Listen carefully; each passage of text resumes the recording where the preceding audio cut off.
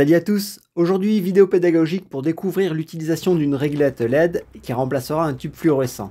Au programme, comment la raccorder, utilité d'un interrupteur ou non, mesure au voltmètre de la tension et au testeur de continuité pour la masse électrique de la réglette. Allez, on voit ça tout de suite. Cette réglette fait 1,20 m, longueur standard, absorbe une puissance de 30 watts pour une luminosité de 3900 lumens. Son indice de protection est IP65. Pour l'ouvrir, il faut déverrouiller les 10 crochets de chaque côté. Le support LED est maintenu à la réglette par ces crochets lui évitant de tomber lorsque l'on l'ouvre en hauteur. Ce connecteur blanc permet d'alimenter les LED par l'intermédiaire de ce convertisseur alternatif continu, AC/DC. Sur la gauche, repéré L et N, c'est l'entrée du convertisseur en 230 volts alternatif, et sur la droite, V+, V-, c'est la sortie avec une tension courant continu comprise entre 81 et 87 volts DC. Ce type de luminaire nécessite une mise à la terre de la carcasse par l'intermédiaire de ce conducteur vert-jaune, à relier sur la partie mobile supportant les LED. Voyons avec ce multimètre calibré en testeur de continuité, ou beeper, ce qu'il se passe si le conducteur vert-jaune n'est pas relié au support LED. Lorsque l'appareil sonne, comme ici, c'est qu'il y a continuité électrique. Entre ce fil vert-jaune et le bornier PE, il doit y avoir continuité. C'est donc normal que ça sonne. Pour la sécurité des personnes, la continuité doit se faire également sur la partie LED qui contient une partie métallique. Mais le multimètre ne bipant pas, il n'y a donc pas de continuité. Pour réaliser la continuité des masses, je dois brancher cette cosse sur la languette métallique du support LED. Et cette fois-ci, en remesurant au testeur, il va biper. Ce qui m'assure que la continuité électrique de la terre est correcte. Du coup, je refais la même chose à l'autre extrémité, des fois que je souhaite ajouter une seconde réglette en parallèle et avoir une continuité de la terre entre les deux luminaires. La réglette est prête à recevoir le câble d'alimentation. Elle va passer par ce presse-tout. Il faut le dévisser pour l'ouvrir. Ce bout de câble 3G15 me servira d'alimentation. 3 c'est pour désigner le nombre de conducteurs. Il y en a 3. G c'est parce qu'il y a la terre, c'est le conducteur vert-jaune. Et 1,5 c'est la section de 1,5 mm². J'aligne les 3 fils en face des borniers automatiques. Le bleu en face du bornier N pour neutre. Le vert-jaune au centre en face du logo mis à la terre. Et le marron en face de la borne L pour la phase. Je vérifie que les conducteurs sont bien maintenus dans le bornier en tirant dessus. Les borniers auto c'est pratique, pas besoin de tournevis pour les raccordements. Et si on se trompe, il suffit d'appuyer sur la languette pour retirer les conducteurs. Bon, maintenant j'ai plus qu'à remettre tout ça dans les borniers. Et je revisse complètement le presse-tout qui va assurer l'étanchéité du luminaire. Je remets le couvercle LED sur la réglette, puis je referme chaque clip pour verrouiller et étanchéifier le luminaire. Je vais alimenter la réglette avec ce disjoncteur qui assurera la protection contre les surintensités. Je ferai passer le tout dans cette boîte de dérivation, et pour l'instant je n'utiliserai pas d'interrupteur pour voir ce qu'il se passe.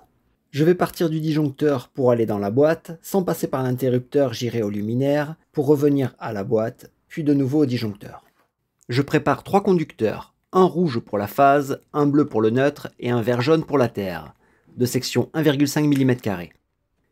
Dans un premier temps, cette liaison va me permettre d'aller du disjoncteur jusque dans la boîte. Et en gros, cela représente la zone entourée sur le schéma électrique ici.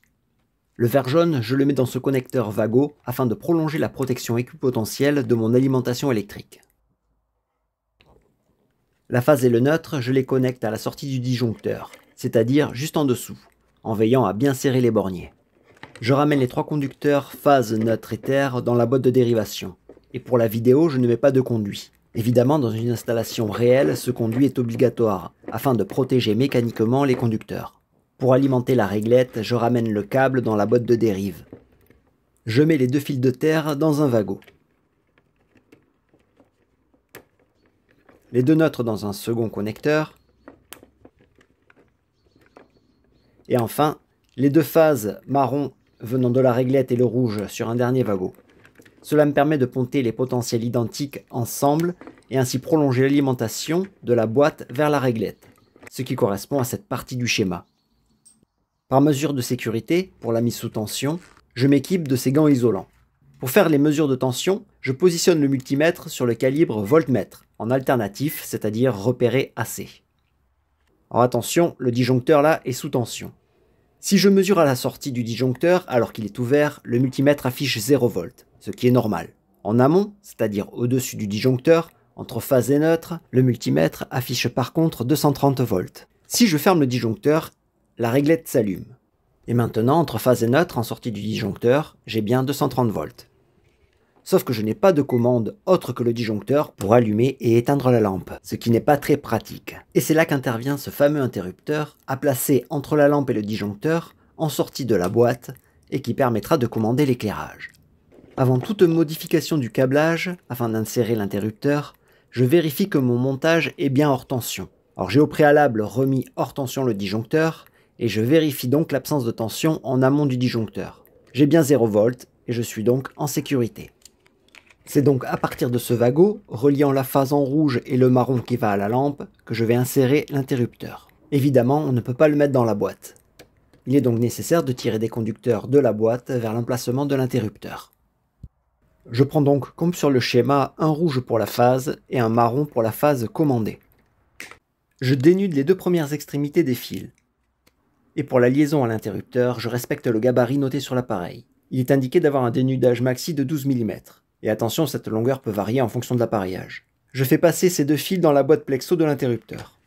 Et au dos de ce dernier, j'ai le schéma de raccordement. Son symbole correspond à ceci. La phase rouge arrive sur la borne repérée L. Puis j'ai deux sorties, car ce modèle est un interrupteur va-et-vient. Les bornes 1 et 2 correspondant aux navettes. Mais je peux utiliser ce modèle pour une commande simple, c'est-à-dire un simple allumage. Pour cela, je dois mettre le conducteur marron sur la borne repérée 1, là où le contact est ouvert. Comme toujours avec ces bornes automatiques, si on fait une erreur, on appuie sur la languette et on tire le conducteur en tournant pour le retirer. Et vous avez 2 trous par borne pour éventuellement faire un pontage depuis l'appareil. Je fixe le mécanisme sur le support plexo et j'appuie jusqu'à entendre le clip. Je repositionne le boîtier tout autour et de nouveau je le clipse. Je referme l'ensemble avec le couvercle. Là, j'ai besoin d'un petit tournevis plat pour tourner d'un quart de tour dans le sens horaire les 4 vis de maintien. Et enfin, je positionne le levier d'interrupteur en le clipsant au couvercle. Là, l'interrupteur bascule correctement. Les deux conducteurs rouge et marron, je les ramène dans la boîte. Je ponte ensemble les deux rouges qui correspondent à la phase en sortie du disjoncteur. Je range l'ensemble au fond.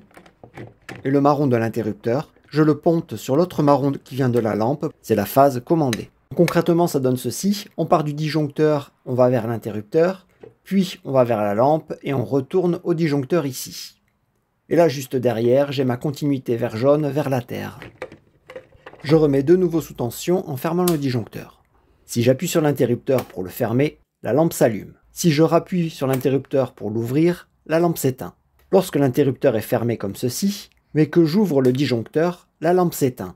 J'aurai beau agir sur l'interrupteur, la lampe restera éteinte, car le circuit est ouvert au niveau du disjoncteur. Pour remettre sous tension, on doit donc fermer le disjoncteur, et pour allumer la lampe, l'interrupteur doit être fermé. Avec ce multimètre calibré sur la position voltmètre, je vous propose de faire quelques mesures sur l'interrupteur, et voir l'évolution de la tension à ces bornes. Pour cela, il est nécessaire de démonter l'interrupteur, hors tension bien sûr, par mesure de sécurité. Et si vous souhaitez voir plus en détail comment démonter cet interrupteur, je vous invite à regarder l'une de mes précédentes vidéos qui s'intitule « Monter, démonter, câbler et tester le nouvel interrupteur va-et-vient Plexo 0 69711 ».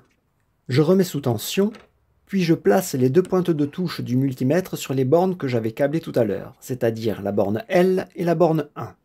Lorsque l'interrupteur est ouvert et la lampe éteinte, je mesure 230 aux bornes de l'interrupteur. Si je ferme l'interrupteur, la lampe s'allume, et dans ce cas, j'ai 0 volt aux bornes de l'interrupteur. Alors il est important de vous rappeler de ces valeurs caractéristiques. Elles vous serviront lors de dépannage sous tension. Un contact ouvert a une différence de potentiel à ces bornes. Au contraire, un contact fermé n'a plus de différence de potentiel et on mesure donc 0 volt à ces bornes. Et voilà, j'espère que la vidéo vous sera utile. Pensez à la liker et à vous abonner pour me soutenir. Je vous en remercie par avance et je vous dis à bientôt pour une prochaine vidéo.